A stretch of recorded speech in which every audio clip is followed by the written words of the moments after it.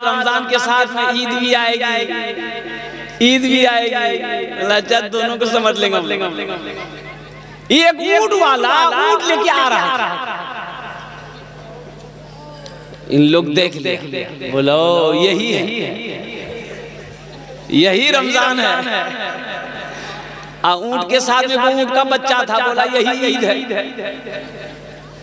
दे धुलाई किया है ऊंट वाले के उन लोगों ने, अल्लाह राम फरमाए। तो इमाम साहब को पता चला, इमाम साहब ने समझाया कि लोगों अल्लाह के बंदो, रमजान का महीना है, रोजा रखो अल्लाह के हुक्म से, 30 रोजे रखना है, चांद देखकर रोजा रखो, चांद देखकर ईद मनाओ, ये अल्लाह का हुक्म है। तो बताइए दिया कि रमजान रोजा एक ऐसा अमल है, बंदा अगर करे, बंदा अगर इस रोजा का अमल करे, रोजा रखेगा, अल्लाह इसका इनाम अपने हाथों से देगा।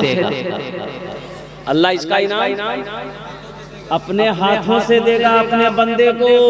इसलिए मुसलमानों, इसलिए मेरी माँ बहनों, इसलिए मेरे नौजवानों, इसलिए मेरे बच्चों, रोजा पाबंदी के साथ रखना, रोजा छूटने ना पाए, रोजा टूटने ना पाए। हाँ, बीमारों के लिए छूट है, जो बीमार है, बहुत बीमार है, इतना बीमार है कि अगर वो रोजा रखता है तो जान पर खतरा है, उसके लिए रोजा माफ है। वो जब अच्छा होगा तब उसके बाद कज़ा रोजा रखेगा, लेकिन अभी उसके ऊपर में रोजा नहीं है, बीमार है तो दवाई खाइए और कुर्बान जाओ। अच्छा, बच्चों का रोजा, जो छोटे छोटे बच्चे 3 साल 4 साल 4 साल 5 साल का बच्चा, बच्चे लोग जिद करते हैं मियां हम रोजा रखो, मियां हम रोजा रखो, हम रोजा रखो, सेहरी खाएगा,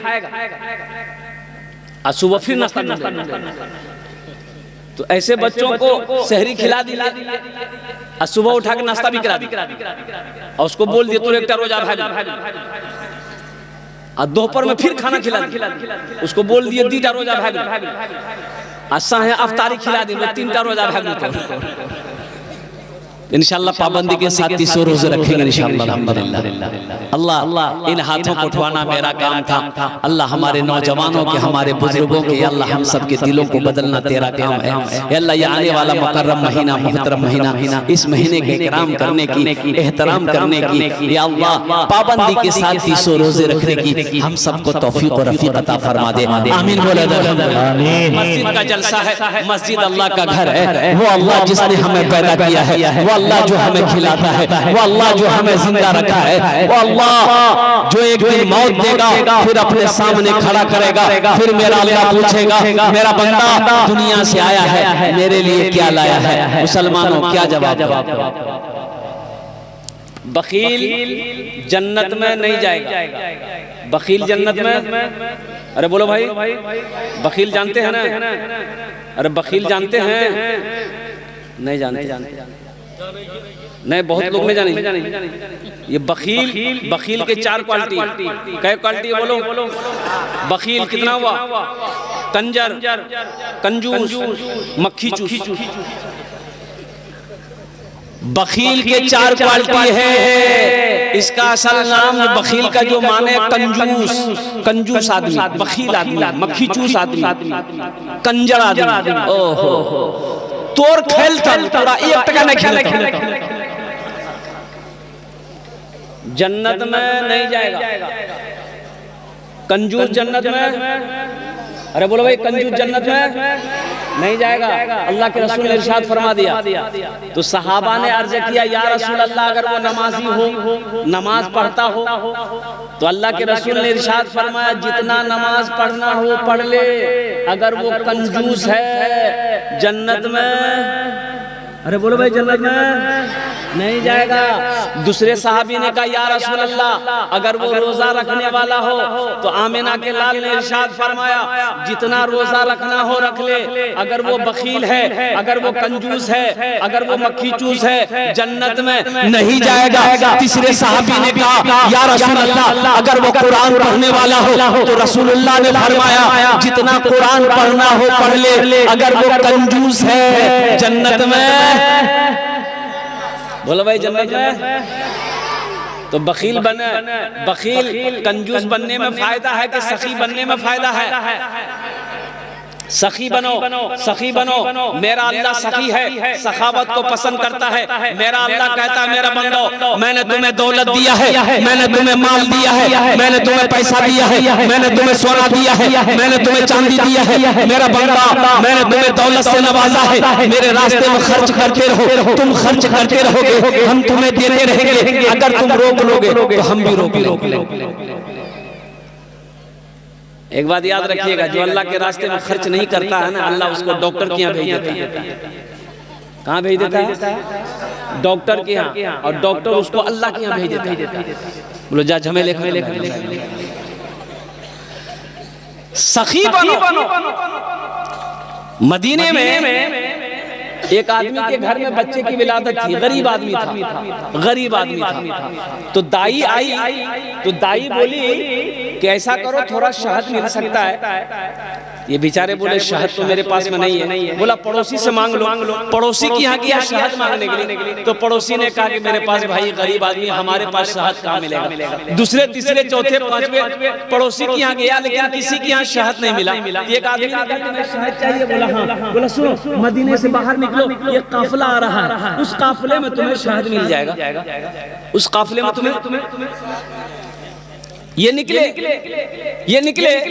तो देखते हैं कि 100 ऊंटों का काफिला आ रहा। सबसे पहला ऊंट जो वाला जो था उसको हाथ दिया, भाई रोको। रस्सी खींचा, ऊंट रुक गए। क्या बात है?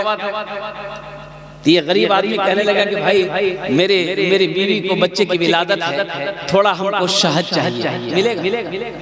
तो ऊंट बांध ने कहा कि हाँ मिलेगा, शहद तो है, लेकिन अमीर से पूछना। बोला पूछ लीजिए, आप अपने अमीर से पूछ लीजिए। तो ऊंट बांध अपने अमीर से पूछा कि हजरत इसको थोड़ा शहद चाहिए, दे दूं?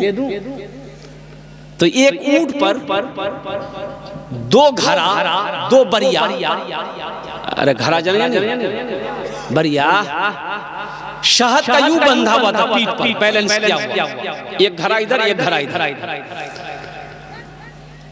तो अमीर ने कहा कि ऐसा करो, एक घड़ा शहद का खोलकर इसको दे दो। तो ऊंट बांध ने कहा कि हुजूर ये थोड़ा मांग रहा है। तो अमीर ने कहा कि वो अपनी हैसियत के मुताबिक मांग रहा है, हम अपनी हैसियत के मुताबिक दे रहे हैं। सुभान अल्लाह बोला वो अपनी हैसियत के मुताबिक मांग रहा है, हम अपनी हैसियत के मुताबिक दे रहे हैं। एक घड़ा शहद का खोल के दे दो। तो ऊंट बांध ने कहा कि हजरत एक घड़ा दे देंगे तो दूसरा घड़ा हम लोग ऊंट पर कैसे लेके जाएंगे, बैलेंस गड़बड़ा जाएगा। तो अमीर ने कहा कि दोनों घड़ा दे दो। क्या दे दो? दोनों घड़ा दे दो। तो ऊंट बांध ने कहा कि हजरत दोनों घड़ा दे देंगे तो ये लेकर जाएगा कैसे? तो अमीर ने कहा कि ऊंट भी दे दो। जानते हैं वो अमीर कौन थे? खलीफा सोम दामाद मुस्तफा हजरत उस्मान गनी रदी अल्लाह ताला अन्हु। मुसलमानों सखी बनो।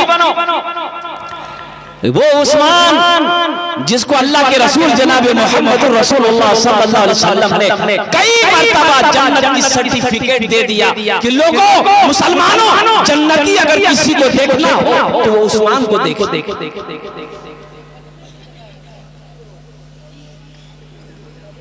कुछ लोग कुट जमा कर रखते हैं, कुट जमा कर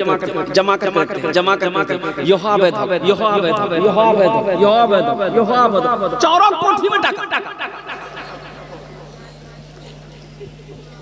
सब छोड़ कर चला गया। मौत आई मर गया, मौत आई मर गया।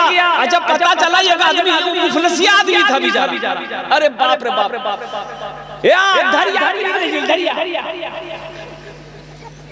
लुंगी ना पीने एक तक गमछा लपेटी ले और घरों में रहेंगे खाली धरिया पे निकले। लोग समझ नहीं इतना कमा रहा है अल्लाह का बंदा लुंगी काहे नहीं खरीदता? ईदों बकरीद में लुंगी नहीं खरीदता था वो अल्लाह का बंदा गमछे पहन के नमाज पढ़ता था।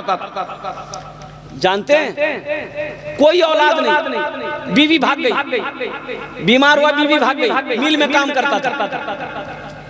मुर्गी पालता था, जब वो मरा तो ये काम किया अल्लाह का बंदा ने कि मरने से पहले अपना घर जमीन मस्जिद में हवाले कर दिया, मस्जिद को दान कर दिया। जब वो मरा उस घर की तलाशी ले गई। अब यकीन नहीं करेंगे 37 लाख रुपया उस घर से मिला, मुर्गी को खुरी से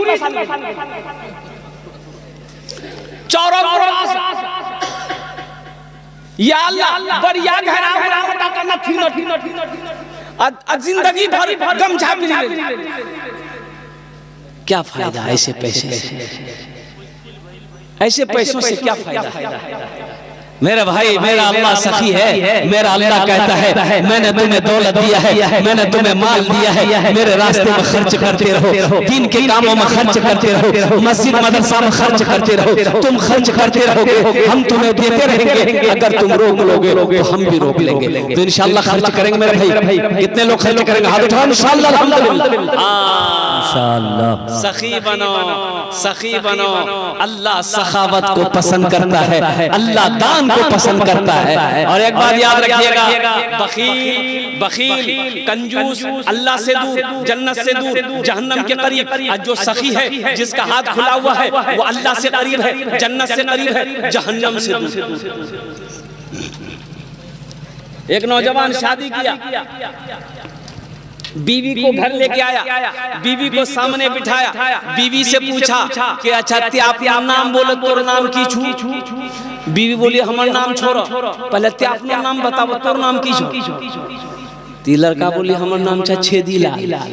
बीवी बोली तौबा तौबा, ये कोई नाम? बीवी बोली अब आगू बोलो की बोली जा। ये नौजवान बोला कि मेरी बीवी, तुम्हें पता है हमको खाने में क्या क्या पसंद है? बीवी बोली हमको पता नहीं है, आप जो खाइए वही बनाएंगे। बोलिए क्या पसंद है?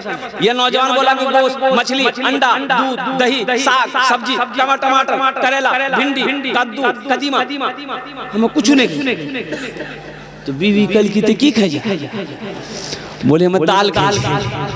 तो बीवी बोली कि दाल आप खाइएगा, हम थोड़े खाएंगे। बोले नहीं खाना पड़ेगा, घर में खाली दाल बनेगी, दाल के अलावा कितने बनेगी?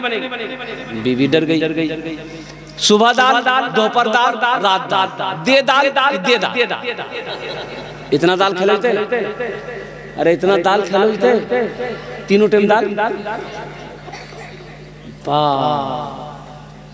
खाली दाल। घरम घुसे के बाद दाल महकावी।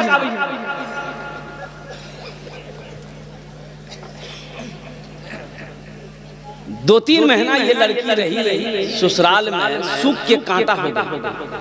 अच्छी पीती खाती पीती घराने की बच्ची थी, 7 भाइयों की इकलौती बहन थी।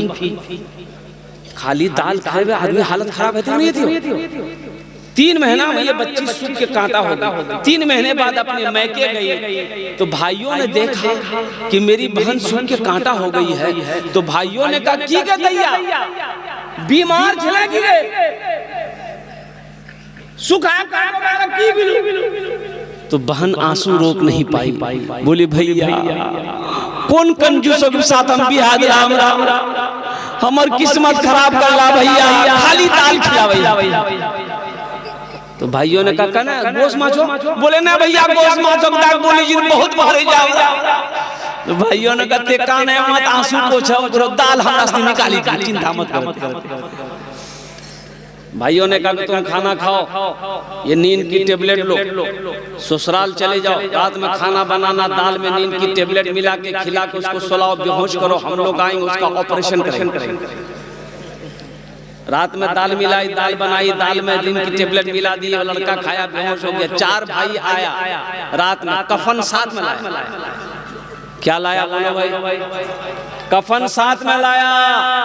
कफन लाने के बाद सबसे पहले उसको कफन पहनाया, पूरे बदन में कफन पहनाने के बाद इस रूम से उठा के दूसरे रूम ले गया। ये चारों भाई 4 काला लिबास पहना, चेहरे पे निकाब बांधा, हाथ में एक एक को कोड़ा लेके 4 भाई 4 कोने में खड़ा हो गया कि इंतजार करे कि इसको खाली होश आ जाए। जैसे नींद की गोली की असर खत्म हुई, ये उठ के बैठ उठी बैठ ले, देखा कि बदन में कफन, 4 आदमी कोड़ा ला खराब है। कल के भैया तोरा आदमी के जा? बोले हमरा आदमी फरिश्ता जी। बोले यहाँ क्या कर रहे हैं आप? बोला नहीं नहीं, हम लोग क्या नहीं कर रहे हैं, तुम मर चुके हो, तुम उस दुनिया में नहीं हो, उस दुनिया से उस दुनिया में आ गए, जल्दी तैयार हो जाओ सवाल के जवाब देने के लिए। बोला कैसा सवाल? तो फिर उन लोगों ने कहा कि ये बताओ दुनिया में अल्लाह की नेमतों में से तुम क्या क्या खाए? बोला नहीं खाली दाल खाए। बोला मछली कहाँ खाए? 50 कोड़ा मारो। 50 कोड़ा यहाँ है।